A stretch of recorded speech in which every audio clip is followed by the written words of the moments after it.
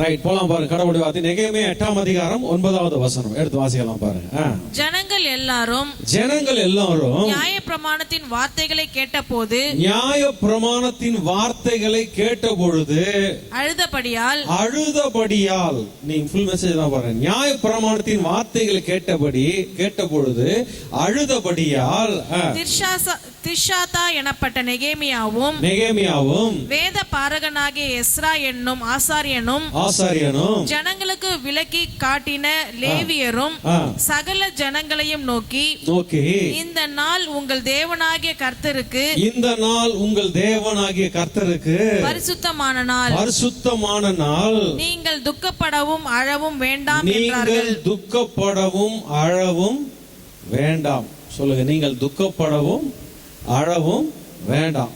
யாராவது துக்கத்தோடு கவலையோடு இருக்கீங்கன்னா கர்த்தருடைய வார்த்தை உங்களுக்கு சொல்லுது, நீங்கள் துக்கப்படவும் அழவும் வேண்டாம். அதுக்கு பதில் ஒண்ணு செய்யணுமா? படிக்கலாம் பாருங்க, அப்படியே தொடர்ந்து படிப்போம். அதுக்கு பதில் ஒண்ணு செய்யணுமா? துக்கப்படவும் அழவும் வேண்டாம். இது போவோம் பாரு டாபிக், படிக்கலாம் பாருங்க. பின்னும் அவன் அவர்களை நோக்கி நீங்கள் போய் கொழுமையானதை புசித்து மதுரமானதை குடித்து ஒன்றும் இல்லாதவர்களுக்கு பங்குகளை அனுப்புங்கள். இந்த நாள் நம்முடைய ஆண்டவருக்கு பரிசுத்தமான நாள், விசாரப்பட வேண்டாம். அழுத்தி சொல்றாரு, கவலைப்படக்கூடாது, அழக்கூடாது, விசாரப்படணும், மனசோர்ந்து போக கூடாது சொல்லிட்டு சொல்றாரு பாருங்க. கர்த்தருக்குள் மகிழ்ச்சியாய் இருப்பதே உங்களுடைய பலன். பிசாசு உங்களை அழ வைப்பான். உங்களை அழ வச்சு பார்க்கறதுல பிசாசுக்கு அவ்வளவு சந்தோஷம். சொல்லுங்க, உங்களை அழ வச்சு வேதனைப்படுத்தி கண்ணீரோட இருக்க வச்சு மன வேதனைப்பட வைக்கிறதுல சாத்தானுக்கு மிக சந்தோஷம். ஆனா கர்த்தர் சொல்றாரு, கர்த்தருக்குள் மகிழ்ச்சியா இருப்பதே உங்களுடைய பலன். எதுங்க? கர்த்தருக்குள்ள சந்தோஷமா இருக்கணும். இந்த கர்த்தருக்குள்ள சந்தோஷம்ன்றதை நம்ம இந்த மெசேஜ் போறதுக்குள்ள இன்னொரு டாபிக்ல போகும்போது உங்களுக்கு தெரிஞ்சிட பாருங்க.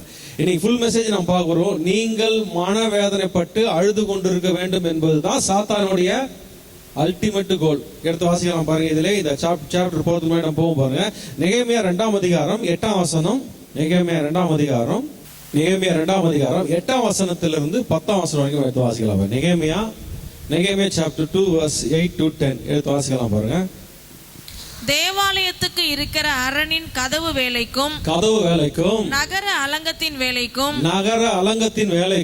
நான் தங்க போகிற வீட்டின் வேலைக்கும் வேண்டிய மரங்களை ராஜாவின் வனத்து காவலனாகிய ஆசாப் எனக்கு கொடுக்கும்படிக்கும் அவனுக்கும் ஒரு கடிதம் கட்டளையிடப்படுவதாக என்றேன். என் தேவனுடைய தயவுள்ள கரம் என் மேல் இருந்தபடியால் ராஜா அவைகளை எனக்கு கட்டளையிட்டார். அப்படியே நான் நதிக்கு அப்புறத்தில் இருக்கிற தேசாதிபதிகள் இடத்துக்கு வந்து நமக்கு தெரியும். நெகேமியா வந்து அலங்கத்தை கட்டுறாரு, இடிஞ்சு போன ஆலயத்தை வந்து செர்பாபேல் கட்டுறாரு. இதெல்லாம் நமக்கு தெரியும் பாருங்க. இந்த கட்டும் போது ராஜா கிட்ட இருந்து பர்மிஷன் வாங்கிட்டு போய் கட்டுறாரு. நீங்க ஃபுல் மெசேஜ் என்ன பேசுறோம்? நீங்கள் அழக்கூடாது, மகிழ்ச்சியா இருப்பதுதான் கடவுளுடைய பலன். இதான் நம்ம அடிக்கடி பேசிட்டே இருப்போம். நீங்கள் அழக்கூடாது, வேதனைப்படக்கூடாது, விசாரப்படக்கூடாது, கண்ணீரோடு இருக்கக்கூடாது.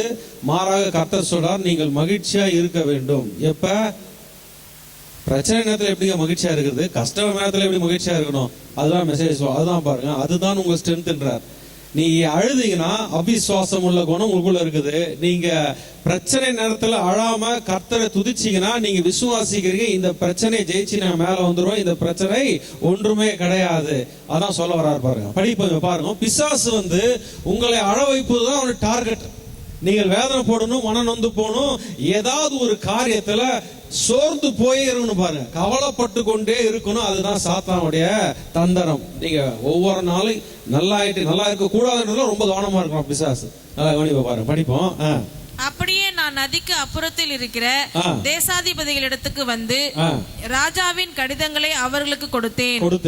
ராஜா என்னோட கூட ராணுவ சேர்வைக்காரரையும் குதிரை வீரரையும் அனுப்பி இருந்தார். தேவாலயத்தை கட்டுவதற்கு, அலங்கத்தை கட்டுவதற்கு ராஜா ரொம்ப தீவிரமான ஆட்கள் அனுப்புறார். ரொம்ப சந்தோஷமான வேலையை பாருங்க. இப்ப நெகேமியா வந்து ரொம்ப மகிழ்ச்சியோட வராரு. கடவுளுடைய வேலை செய்வதற்கு ராஜா எல்லா பொருளையும் எடுத்துக்கப்பா, என்னென்ன வேணுமோ எல்லாத்தையும் எடுத்துக்கோ அப்படின்னு சொல்லிட்டு எல்லாம் மகிழ்ச்சியோடு சந்தோஷத்தோட தேவாலயத்தை கட்ட வரும்பொழுது படிப்பு பாருங்க. இதை ஓரோனியனான சன்பல்லாத்தும் அம்மோனியனான தொபியா என்னும் ஊழியக்காரனும் தொபியாவும் ஒரு சாத்தானுடைய ஆவி. சொல்லுங்க, யாருடைய ஆவி? பிசாசு, சாத்தானுடைய ஆவி. நீங்க தேவாலயத்தை கட்டும் பொழுது கடவுளுடைய ஊழியத்தை செய்யும் பொழுது சன்பலாத்தும் தொபியாவும் எழும்பி படிப்போம் பாருங்க. என்னும் ஊழியக்காரனும் கேட்டபொழுது இஸ்ரவேல் புத்திரரின் நன்மையை விசாரிக்க ஒருவன் வந்தான் என்பது அவர்களுக்கு மிகவும் விசனமாய் இருந்தது.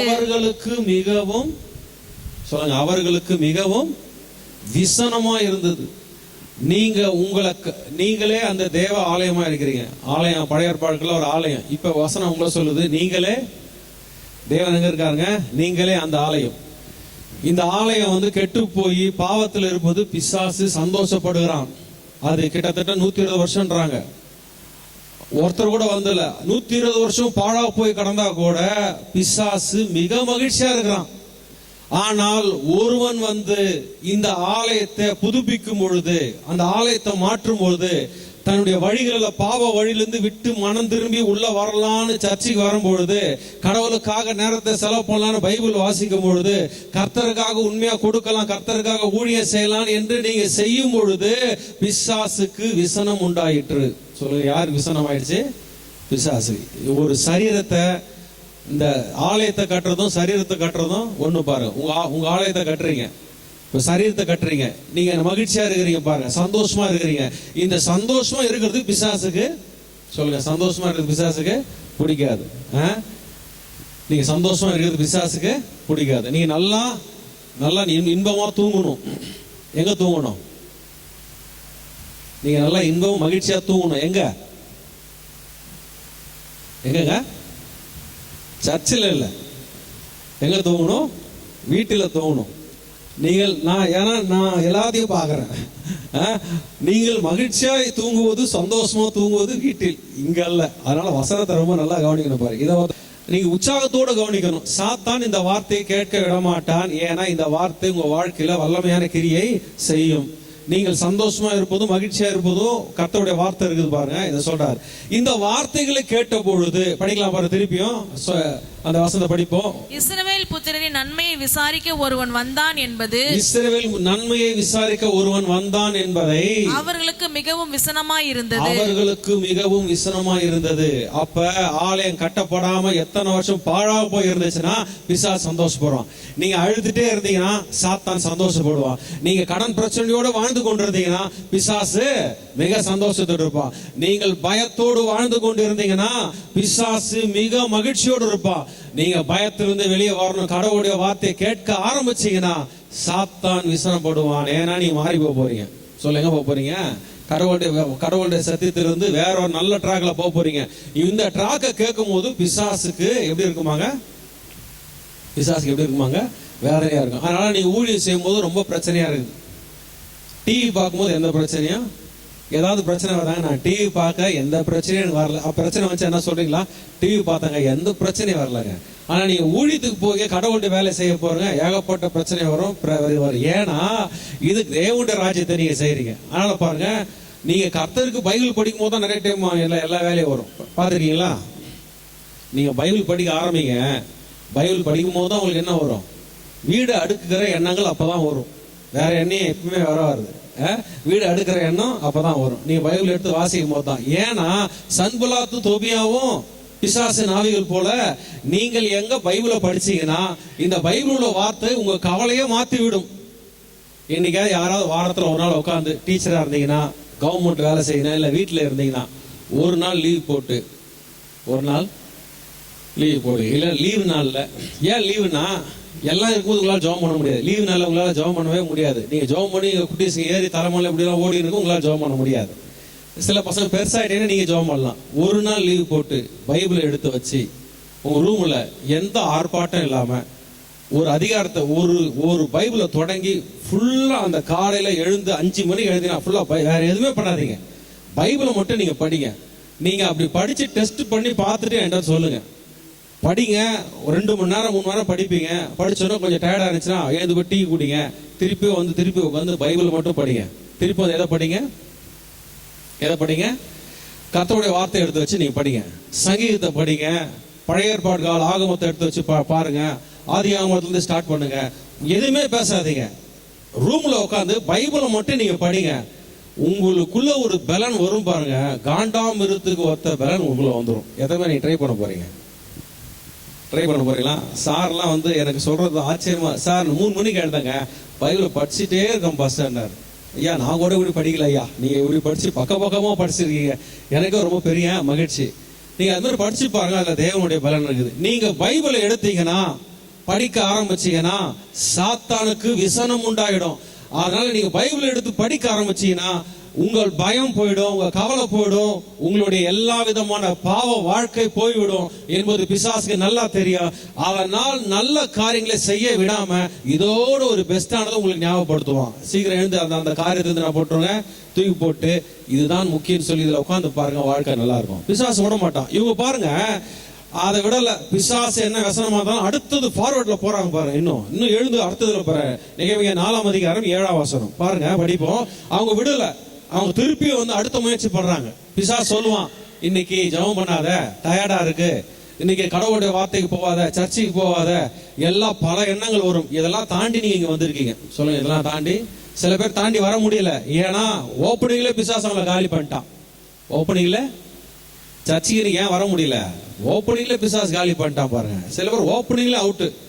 இந்த மாதிரி எல்லாம் அவனுக்கு ரொம்ப ஃப்ரெண்டு பாருங்க. இவங்கள வச்சு அவன் பல காரியில கேம் ஆடிடுவான் பாருங்க. பிசாசு பல கேமுகள் ஆடிடுவான். சில பேர் நியாயமான காரணங்கள், உடம்பு சரியாமல சொல்ல, ஆனால் சான்ஸ் இருந்தும், கடவுளை ஆராதிக்க சந்தர்ப்பம் இருந்தும், கர்த்தருக்கு போ நேரத்து இருந்தும், நான் கர்த்தரை ஆராதிக்க போகும்போது உங்களை ஓப்பனிங்ல பிசாசு காலி பண்ணிட்டான். நல்லா படிங்க. இப்போ இதை தாண்டி நீங்க வந்திருக்கீங்க, கடவுளுடைய ஆராதிக்க வந்திருக்கீங்க. பிசாசு சொன்னா நீங்க ஜெபம் பண்ணாதன்றா. நீங்க முட்டி போட்டு கடவுளுடைய பிரசன்னத்துல ரூம்ல போய் உட்காந்து பைபிள் படிக்க ஸ்டார்ட் பண்ணிட்டீங்க. அடுத்தது ஒரு காரியம் நடக்கும் பாருங்க. படிப்போம். 4ஆம் அதிகாரம் 7ஆம் வசனம் படிக்கலாம் பாருங்க. எருசலேமின் அலங்கத்தை கட்டுகிற வேலை வளர்ந்தேறுகிறது என்றும் இடிக்கப்பட்ட நல்லா கவனிக்கிறீங்களா? எருசலேமின் அலங்கத்தை கட்டுகிற வேலை. வாழ்க்கை டெய்லி கட்டுறீங்க. சர்ச்சுக்கு வரது மட்டும் இல்ல, டெய்லியும் போய் உட்காந்து கட்டுறீங்க. கர்த்தாவே, நான் இந்த வாழ்க்கையிலிருந்து மாறுகிறேன்ப்பா, இந்த பழக்கத்தை நான் விடுகிறேன் ஆண்டவரே அப்படின்னு நீங்க சொல்லுங்க. சும்மா சிம்பிளா சொன்னேன். நீங்க டிவி பார்க்கறது இன்ட்ரெஸ்ட் உள்ளவங்க, படம் பார்க்கறது இன்ட்ரெஸ்ட் உள்ளவங்க அப்படி இருந்தீங்கன்னா சிம்பிளா சொல்லுங்க, கர்த்தாவே இந்த காரியத்துல என்னால் மீண்டும் வர முடியல, எனக்கு உங்களுடைய கிருபையும் உதவியும் தாங்கன்னு சொல்லி பாருங்க. கொஞ்ச நாள்ல நீங்க படம் பார்க்குற இன்ட்ரெஸ்ட் போயிடும், டிவி பார்க்குற இன்ட்ரெஸ்ட் போயிடும், சீரியல் பார்க்குற இன்ட்ரெஸ்ட் போயிடும். நீங்க சும்மா வாயத்தட்டு சொல்லி தான் பாருங்களேன். இப்படி சொல்லி பாருங்க, உங்க வாழ்க்கையில கண்டிப்பா ஒரு பெரிய மாற்றத்தை நீங்க பாப்பீங்க. நான் சொல்றது டிவி சினிமா சும்மா பல பழக்கத்தில் இருக்கவங்களுக்கு நான் சொல்றேன். பல தீய பழக்கங்கள் சொல்ல தேவையில்ல. எந்த பழக்கமா இருந்தாலும் கர்த்தாவே இதை மாத்த என்னால முடியல, கிருபை தாங்க நீ சொல்லி பாருங்க, கர்த்தர் மாத்திடுவார். இப்ப அடுத்து சொல்றாரு பாருங்க, படிப்போம். நீங்க அவங்க வந்து எருசலேம் அலங்கத்தை கட்டுகிறதையும் அப்புறம் பாருங்க, எருசலேமின் அலங்கத்தை கட்டுகிற வேலை வளர்ந்து ஏறுகிறது என்றும் இடிக்கப்பட்ட இடங்கள் அடைப்பட்டு வருகிறது என்றும். எல்லா வேலையும் நாளுக்கு நாள் வேலை நடந்துருக்குது. சர்ச்சைக்கு வருது ஒரு ப்ராசஸ் பாருங்க. ஸோ வந்துட்டு போறதுனால இந்த மாற்றம் இல்லை. நீங்க இங்க கேட்கற வசனத்தை உட்காந்து ப்ராசஸ்ல போய் ஸ்டார்ட் பண்ணணும். உட்காந்து இந்த வசனத்தை கேட்கணும். இப்போ சொல்லிட்டேன்னா ஒரு நாள் நீங்க உட்காந்து ஜெபம் பண்ணி பாருன்னு சொல்லிட்டேன்னா அதை போய் நீங்க போய் செஞ்சு பாருங்க. ஒரு 2 மணி நேரம் 3 மணி நேரம் உட்காந்து பைபிள் படிச்சு பாருங்க. தனியா உட்காந்து கடவுளோட பிரசன்னத்தை பூட்டிட்டு உட்காந்து ஜெபம் பண்ணி பாருங்க. உங்க வாழ்க்கையில ஒரு பெரிய மாற்றம் வருதா இல்லையா நீங்க பாருங்க. ஃபுல்லா பைபிள் மட்டும் டைம் கொடுங்க. ஒரு நாள் பைபிள், ஒரு நாள் ஃபுல்லா ஆண்டோட சமூகத்துல அமைதியா உட்காந்து நன்றி சொல்லி பாருங்க. உங்க வாழ்க்கையில ஒரு பெரிய மாற்றம் வரும் பாருங்க. படிப்போம். இந்த வேலை நடக்குது, ஒரு பெரிய மாற்றம் நடக்குது பாருங்க. படிப்போம். என்றும் சன்பல்லாத்தும் தொபியாவும் அரபியரும் அம்மோனியரும் அஸ்தோத்தியரும் கேட்டபொழுது அவர்கள் மிகவும் எரிச்சலாகி என்னாச்சு? மிகவும் பிசாசு. நீங்க ஜெபம் பண்ணவும் பைபிள் படிச்சு ஆரம்பிச்சிட்டீங்கன்னா, கடவுளுக்கு உண்மையா இருக்க ஆரம்பிச்சுன்னா அவனுக்கு ஒரு எரிச்சல் வந்துருது. எரிச்சல் நாவி வந்து உங்களை எப்படியாவது உங்க மேல கோவத்தை தேய்க்க பாக்குறான், உங்களை பயமுத்த பாக்குறான். எத்தனை எரிச்சல் வந்தாலும் நெகேமியாவும் எஸ்ராவும் இவங்கெல்லாம் பார்த்தீங்கன்னா எந்த ஒரு இதுக்கும் அஞ்சுவதே இல்லை பாருங்க. நீங்க அப்படிப்பட்ட ஆட்கள். எத்தனை பேர் நம்புறீங்க நீங்க அப்படிப்பட்ட ஆட்கள்? எத்தனை விதமான ஆயுதங்கள் பிசாசு உங்களுக்கு கொடுத்தாலும் நீங்க அதெல்லாம் ஜெயிச்சு வர ஆயுதங்கள். ஏன்னா பிசாசு வந்து நீங்க நல்லா ஆகக்கூடாது, நீங்க அழுது கொண்டே இருக்கணும். அதான் சாத்தானுடைய தீர்மானம். அடுத்து படிக்கலாம் பாருங்க. நெகேமியா 6ஆம் அதிகாரம் 9ஆம் வசனம் படிக்கலாம் பாருங்க. நெகேமியா சாப்டர் 6 verse 9 எல்லாம் எடுத்துங்க. அந்த வேலை நடைந்தேறாதபடிக்கு எல்லாம் பைபிள் வச்சிருக்கீங்களா? பைபிள் எத்தனை வச்சிருக்கீங்க? ஆல்மோஸ்ட் எல்லாம் பைபிள் வச்சிருக்கீங்க, ரொம்ப சந்தோஷம். செல்போன் எத்தனை செல்போன்லேயே பார்க்குறீங்க? அப்படிலாம் இருக்கக்கூடாது. சர்ச்சைக்கு வரும் தைரியமாக பைபிள் எடுத்து வரலாம், அதனால் ஒரு தப்பு கிடையாது. பாருங்க, பைபிள் எடுத்து ஒரு பெரிய மேன்மை பாருங்க. இந்த பைபிள் எடுத்துட்டு வந்து சுமக்கிறது ஒரு பெரிய சந்தோஷம். பைபிள் எடுத்து வந்து பாருங்க. யார் என்ன நினைச்சா நம்ம பைபிள் சந்தோஷமா எடுத்து வரணும். அந்த காலத்துல பைபிள் அப்படியே பெருசா அப்படி நெஞ்சு மேல அப்படி வச்சுட்டு போவாங்க, பெரிய பைபிள். பாத்துருக்கீங்களா நீங்க? நல்லா படிப்போம் பாருங்க. நெகேமியா 6ஆம் அதிகாரம் 9ஆம் வசனம். அந்த வேலை நடந்தேறாதபடிக்கு, அந்த வேலை நீங்கள் ரட்சிக்கப்படுவது ஸ்டாப் பண்ணும்படி டெய்லி பிசாசின் ஆயுதங்கள் வரும். ஒரு நாள் முடிவு பண்ணிட்டீங்க, கடவுள் பிள்ளையா மாறணுங்க, கர்த்தருக்காக வாழணுங்க, பரிசுத்தமா இருக்கணும், கடவுளுடைய பிள்ளையா வாழணும் நீங்க முடிவு பண்ணிட்டீங்கன்னா அந்த வேலை நடக்காதபடி ஒவ்வொரு நாளும் பிசாசு வேலை செய்து கொண்டிருப்பான். ரட்சிக்கப்பட்டுட்டீங்க, கடவுள் அன்பா வாழணுங்க, நீ கர்த்தருக்காக உண்மையா வாழணும் நீங்க முடிவு பண்ணிட்டீங்கன்னா உங்களை நடக்க விடாதபடி சாத்தான் தடை பண்ணி கொண்டிருப்பான். டெய்லியும் இது நடக்கும். சாத்தானுடைய ஆயுதங்கள் டெய்லி வேலை செய்யும். தவறான வாழ்க்கையை போகக்கூடாது அப்படின்னு நீ ஒரு முடிவு பண்ணி கடவுளோட வாழ்க்கையை வாழும் போது அந்த வாழ்க்கையை ஸ்டாப் பண்ண பிசாஸ் பார்ப்பான். நான் அழமாட்டேன் அப்படின்னு நீங்க முடிவு பண்ணிட்டு உங்களை அழ வைக்கிறதுக்கான சூழ்நிலையில் 10 பேரை எழுப்பி விடுவான். எழுப்ப மாட்டானா? எழுப்பானாங்க. பிசாஸ் எழுப்பி விட்டுனே இருப்பான்.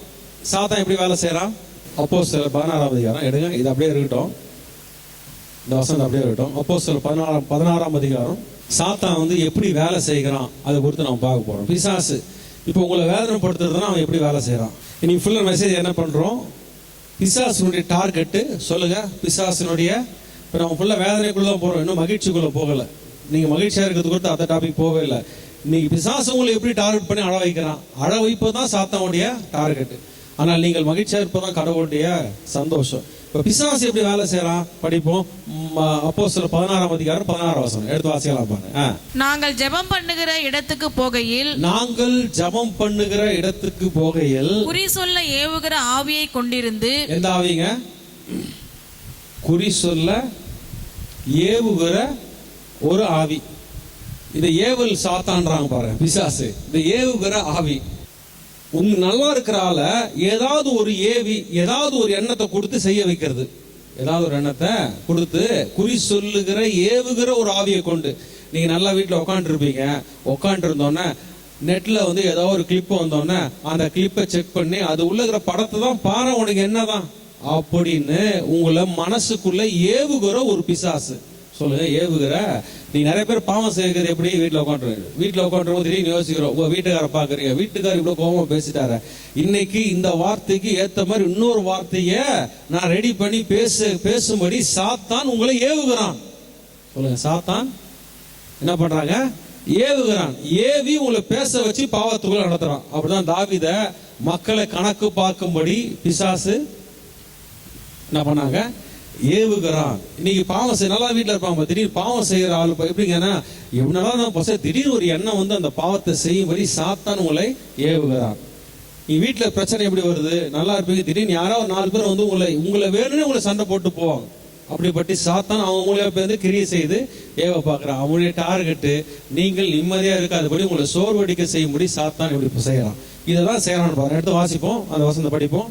நெகேமியா 6ஆம் அதிகாரம் 9ஆம் வசனம் எடுத்து வாசிக்கலாம் பாருங்க. பிசாசு உங்களை கடவுளுடைய ஊழியத்தை செய்யாதபடி சாத்தான் பல வேலைகளை செய்யறான் பாருங்க. ஏவுகிறான் பல காரியத்தை. தாவீது உப்பருக்கு மேல போக வச்சு அங்க போய் ஒரு பொண்ணை பார்க்க வச்சு தப்பா செய்யும்படி ஏவுகிறான். பிசாசு என்ன பண்ற? பாவத்தை செய்யும்படி ஏவுகிறான். மனசுல பேசுறான், இந்த பாவத்தை செய்ய, நல்லா இருக்கிற ஆளு நல்லா உட்கார்ந்து பாரு, ஒன்னும் பிரச்சனை இல்லை அப்படின்னு பிசாசு ஒரு செய்ய வைக்கிறான். ஏவுகிற ஒரு சாத்தானுடைய மனசுல பேசுகிற ஆவி.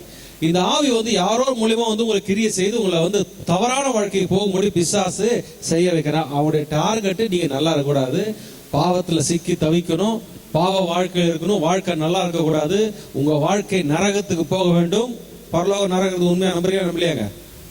எதுவும் பரலோக நம்பதே பேசுறதே இல்லை. நரகம் என்பது உண்மை இருக்கா இல்லையா? நரகம் என்பது உண்மை. உங்கள் டார்கெட் நீங்கள் நரகத்துக்கு போக வேண்டியதை பிளான் அவன் பிசாசு பண்றான். பிளான் பண்ணி சாத்தான் தவறான ட்ராக்க செய்ய வைக்கிறான். படிக்கலாம் பாருங்க, அடுத்து படிப்போம்.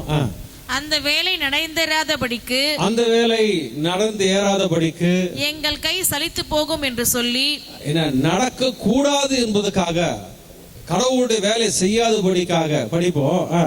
அவர்கள் எல்லாரும் எங்களை பயமுறுத்த பார்த்தார்கள். அவர்கள் எல்லாரும் எங்களை பயமுறுத்த பார்த்தார். சலித்து போகும்படி சொல்லுங்க. நாள்தோறும் பிசாசு உங்களை மன முடிவாக்கி சலித்து போகும்படி பிசாசு உங்களை செய்ய பார்ப்பான். இதான் சாத்தானுடைய தந்திரம். படிப்பு பாருங்க. ஆதலால் தேவனே நீர் என் கைகளை திடப்படுத்தி அருளும். இப்படி சொல்றாங்க. இப்படி எல்லாம் பாடி முடிச்சுட்டு 6ஆம் அதிகாரம் 15ஆம் வசனம் பாருங்க. இது எல்லாத்தையும் தாண்டி வந்து 15ஆம் வசனத்துல சொல்றாங்க. ஒரு படிப்போம். அப்படியே அலங்கமானது. இவ்வளவு தடை பண்ணாங்க. ஃபர்ஸ்ட் வந்து வசனமா இருந்துச்சு, அதுக்கப்புறம் பிசாசு எரிச்சல் அடைஞ்சா, அதுக்கப்புறம் என்ன பண்றான், நம்ம நாள்தோறும் சோறுக்குள்ள ஆக்குறாங்க. எத்தனை பிரச்சனை வந்தாலும் கடவுள் மேல நம்பிக்கை வச்சு ஒருத்த நிக்கும் பொழுது வசனம் சொல்றது அப்படியே அலங்கமானது 52 நாளுக்குள்ளே கட்டப்பட்டு 52 நாளுக்குள்ளே எத்தனை நாளுங்க? இந்த மாதிரி ஒரு பெரிய ஃபாஸ்ட் அவர் நடக்கல பாருங்க. வெறும் 52 நாட்குள்ள அலங்கம் கட்டப்பட்டு முடிந்து விட்டது. சொல்லுங்க, சாத்தான் உங்களை அழ வச்சு உங்களை வேதனைப்படுத்தி பார்ப்பதில் அவர் ரொம்ப மகிழ்ச்சியா இருக்கிறான். நீங்க என்ன செய்யணும்? படிக்கலாம் பாருங்க. நெகேமியா 8ஆம் அதிகாரம் 9ஆம் வசனம் எடுத்து வாசிப்போம். நெகேமியா 8ஆம் அதிகாரம் 9ஆம் வசனம். நீங்க என்ன செய்யணுமா? எடுத்து வாசிக்கலாம் பாருங்க. எல்லாம் எடுத்து வாசிப்போம். நெகேமியா 8ஆம் அதிகாரம் 9ஆம் வசனம் படிக்கலாம் பாருங்க. நீ ஃபுல் மெசேஜ் என்ன பேசிட்டு வரோம்? என்ன பேசிட்டு வரங்க? நீங்க என்ன பேசினாலும் நான் வீட்டில் போய் திருப்பி அழதான் போறேன் அப்படின்னு நீங்க ஒரு முடிவு பண்ணீங்கன்னா நான் ஒன்றும் பண்ணவே முடியாது. நீங்க எதை வேணாலும் பேசுங்க, எதை பேசினாலும் நான் வீட்டில் போய் அழுவது தான். நான் சோகமா இருக்குது, அதை யாராலும் மாற்ற முடியாது அப்படின்னு நினைக்க கூடாது. வார்த்தை உள்ள போச்சுன்னா வேலை செய்யும்.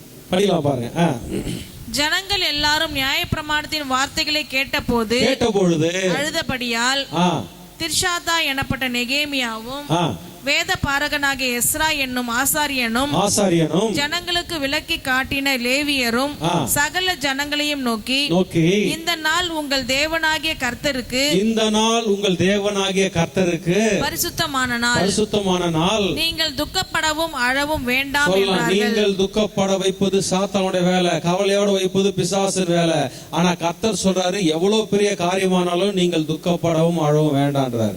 இவங்க பாவத்தை நினைச்சு அழுகுறாங்க, அது ஓகே. ஆனா காமனா சொல்றாரு ஆண்டோட வார்த்தை, எவ்வளவு பெரிய பிரச்சனை, எவ்வளவு பெரிய சோறு வந்தாலும் நீங்கள் அழவும் கவலைப்படவும் வேண்டாம். படிக்கலாம் பாருங்க. கவலவும் வேதனைப்படவும் வேண்டாம். பின்னும் அவன் அவர்களை நோக்கி, நீங்கள் போய் கொழுமையானதை புசித்து மதுரமானதை குடித்து, சொல்றாரு சோகமான நேரத்தில் அழுது கொண்ட நேரத்தில் சந்தோஷமா இருப்பான்றாரு. எதை குறித்து கவலைப்படாத, கர்த்தர் என் மீட்பர் உயிரோடு இருக்கான்னு யோபு சொல்றாரு. எதை குறித்து கவலைப்படாதன்றார். படிவு பாருங்க. மதுரமானதை குடித்து ஒன்றுமில்லாதவர்களுக்கு பங்குகளை அனுப்புங்கள். இந்த நாள் நம்முடைய ஆண்டவருக்கு பரிசுத்தமான நாள். விசாரப்பட வேண்டாம். கர்த்தருக்குள் மகிழ்ச்சியா இருப்பதே உங்களுடைய பலன் என்றான். கர்த்தருக்குள் எல்லாம் சொல்லுங்க. கர்த்தருக்குள் நம்ம பேச சிம்பிளா தெரியலாங்க. இதுதான் ஜீவனுள்ள தேவனுடைய வார்த்தை. கர்த்தருக்குள் மகிழ்ச்சியா இருப்பதே உங்களுடைய பலன். அமெரிக்கா தேசத்துல ஒரு அம்மா ஒரு பைபிள் காலேஜ் டீச் பண்றாங்க.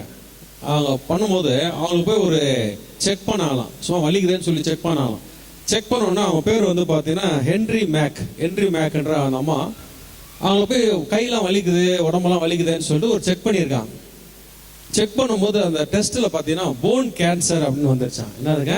Bone cancer. ரொம்ப இருக்கலே ரொம்ப கொடூரமான ஒரு இது. போன் கேன்சர் வந்துருச்சா பாருங்க. இந்த போன் கேன்சர் வந்த உடனே அவன் போய் மனசு ஒரு பக்கம் வந்து அழுவு போதான், தேம்பி அழுவ நினைக்கிறான், உள்ள வருது போன் கேன்சர் வந்துருச்சுன்னு. ஆனா ஒரு பக்கம் வந்து என் மீட்பர் உயிரோடு இருக்கிறார், கர்த்தர் இருக்கிறார். இந்த டாக்டர் ரிப்போர்ட் இப்படி இருக்கு, போன் கேன்சர் இருக்குது. ஆனா கர்த்தாவே எவ்வளவு பெரிய வியாதியா இருந்தாலும், நான் ஒரு பைபிள் காலேஜ் ப்ரொஃபஸரா இருக்கப்படினால எவ்வளவு பெரிய வியாதியா இருந்தாலும் உம்முடைய வார்த்தை என்னை சுகமாக்கு என்பதை நான் நம்புறேன். அந்த அம்மா போய் என்ன பண்ணாலும் ரிப்போர்ட் கையில இருக்குது போன் கேன்சர்னு. அந்த அம்மா போய் என்ன பண்ணாலும் ரூம்ல போய் உட்காந்து சொன்னாலும், நான் எந்த வசனத்தை சொல்லி ஜெபம் பண்ணுவது, நான் எந்த வசனத்தை சொல்லி ஜெபம் பண்ணுவது அப்படின்னு சொல்லி ஜெபம் பண்ணி ஒரு ஆண்டோட சமூகத்தை உட்காந்து ஜெபம் பண்ணும் போது கர்த்தர் இந்த வசனம் கொடுத்தாராம் பாருங்க. என்ன சொல்லுங்க? கர்த்தருக்குள் மகிழ்ச்சியா இருப்பதே உங்களுடைய பலன். கர்த்தருக்குள் மகிழ்ச்சியா இருப்பதே உங்களுடைய பலன்.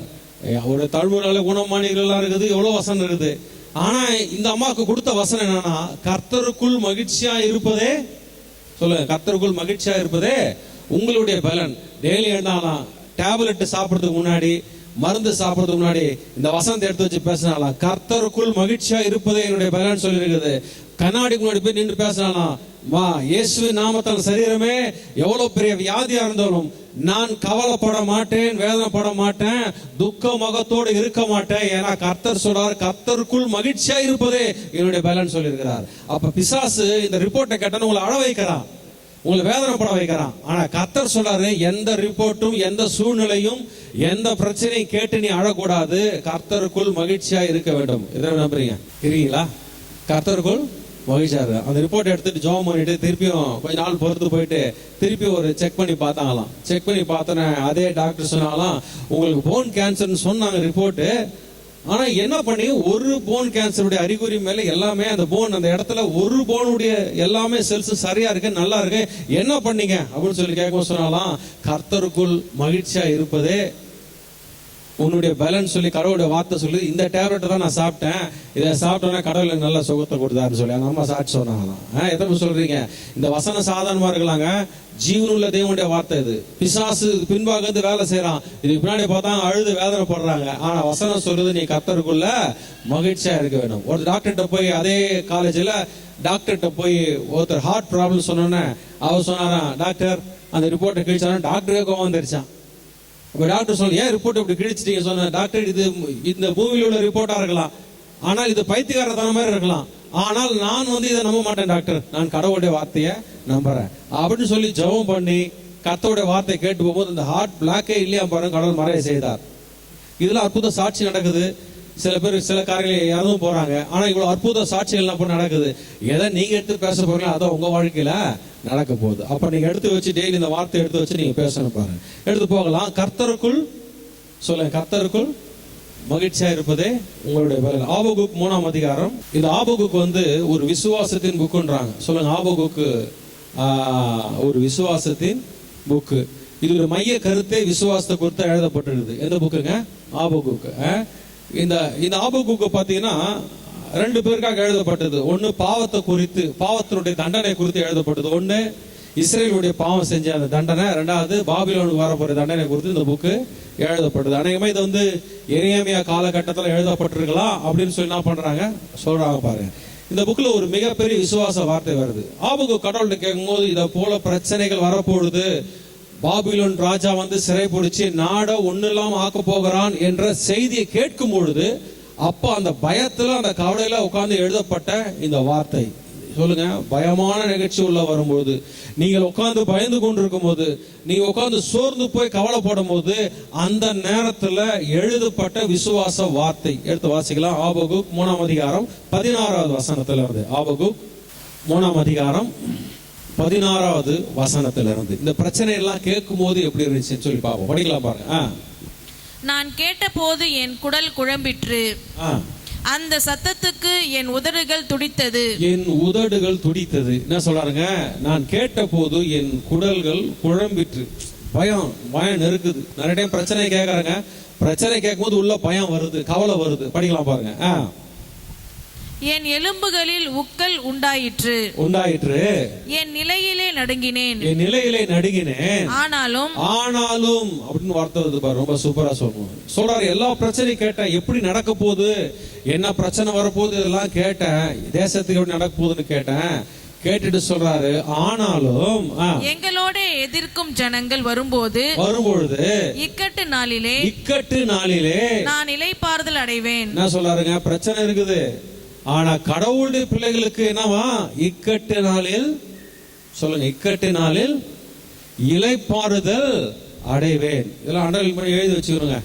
இதெல்லாம் வச்சு டெய்லி போகணும். இக்கட்டு நாளில், பயமான நேரில், சூழ்நிலையில, பிரச்சனையான நேரத்துல பயத்தை கேட்கும் போது, இக்கட்டு நாளில் நான் என்ன பண்ணுவாங்க? இளைப்பாறுதல் அடைவேன். சொல்லிட்டு அடுத்து சொல்ற படிப்போம்.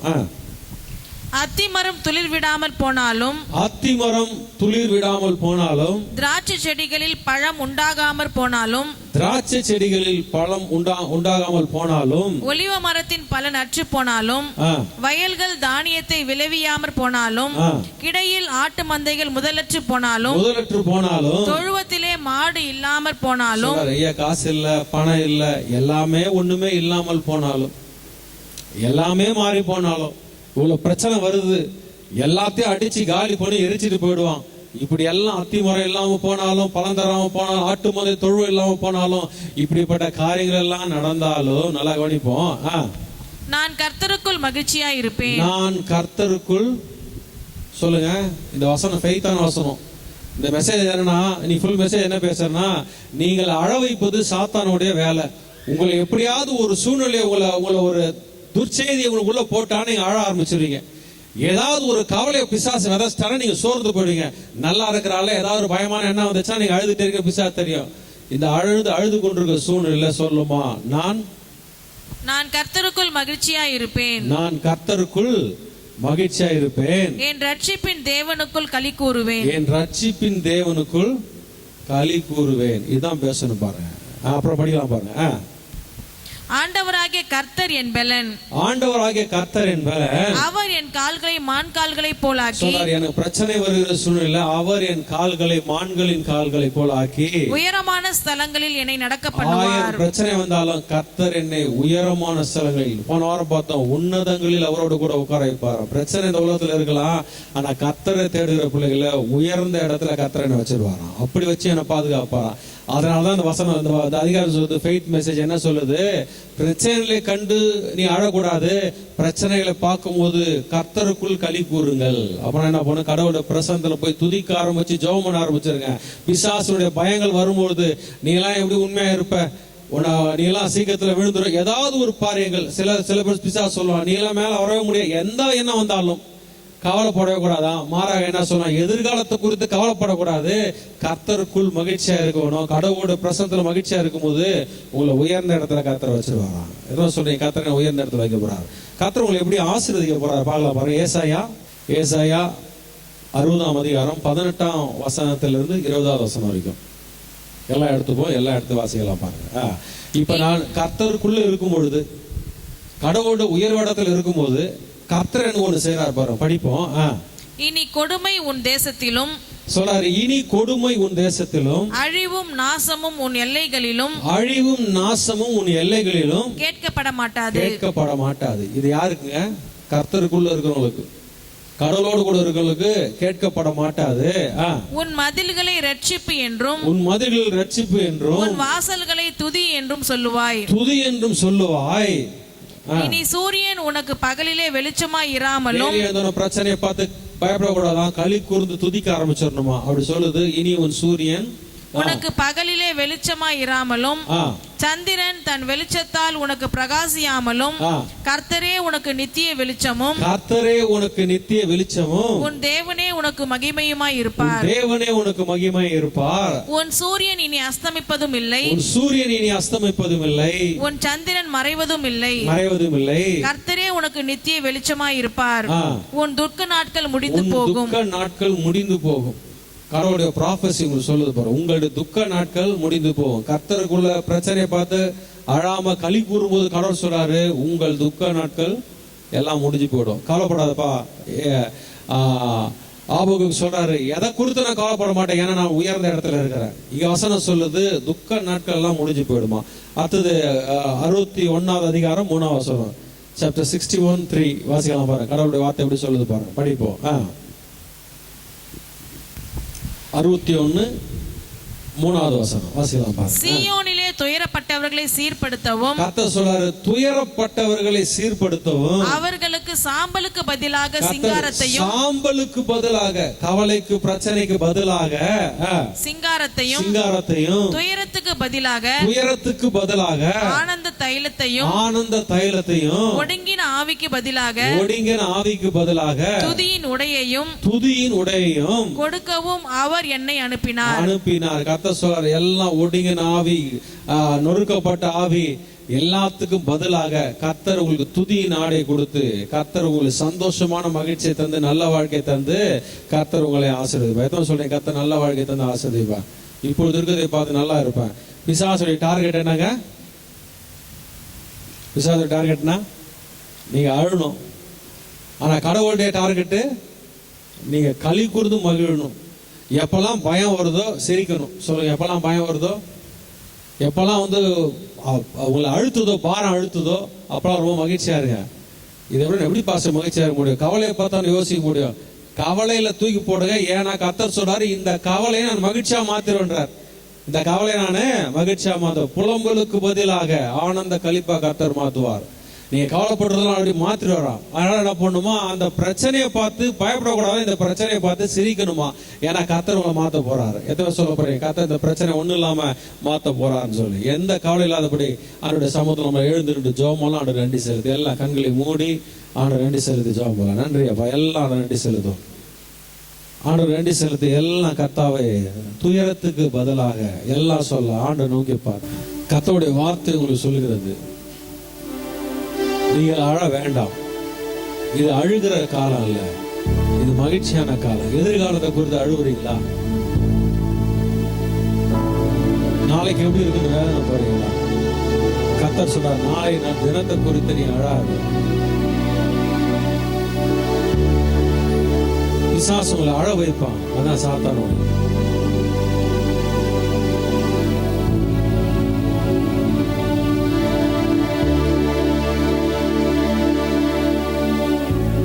எல்லாம் சொல்லாம அல்லேலூயா. நிச்சயமாகவே முடிவு உண்டு, நம்பிக்கை வீண் போகாது. எத்தனையோ கிருபை உன் உயிர்க்கு செய்தாரே, எத்தனையோ கிருபை. நித்தமுனை மூடி சுட்டினதும் அன்றி, நித்தமுனை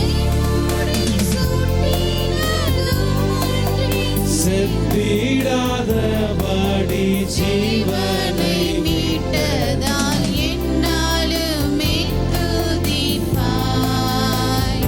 என் ஆத்துமாவே நீ என்னாலுமே துதிப்பாய்.